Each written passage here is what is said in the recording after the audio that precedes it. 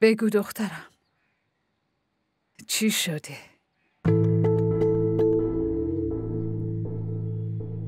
زویا،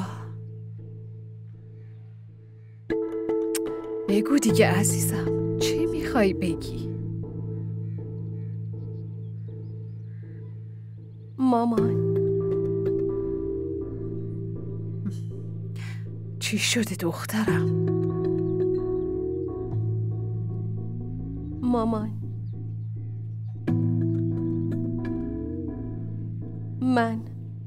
من حاملم.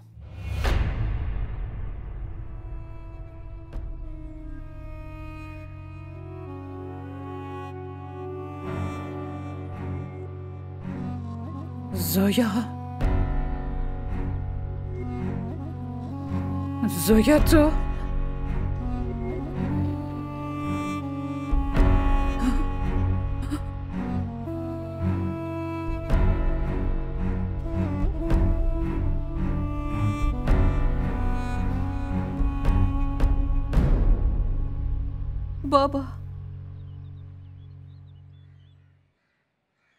بابایی،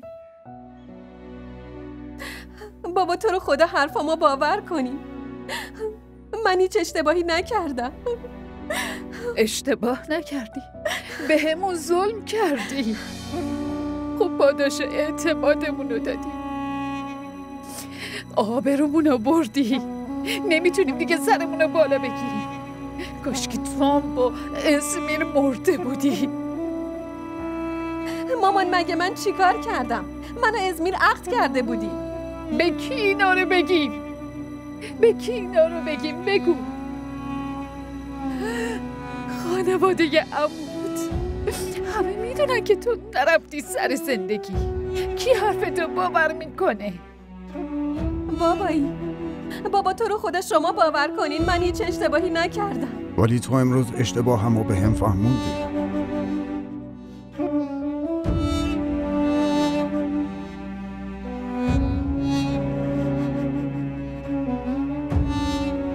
من بهت اعتماد کردم، با همه مخالفت کردم، برخلاف حرف مادرت گذاشتم بری.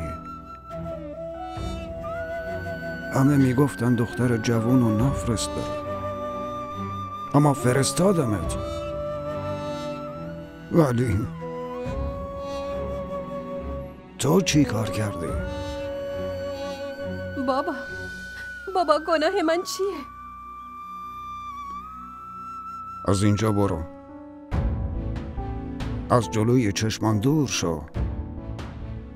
تو منو شرمنده کردی، از شرم سرمو خم کردی.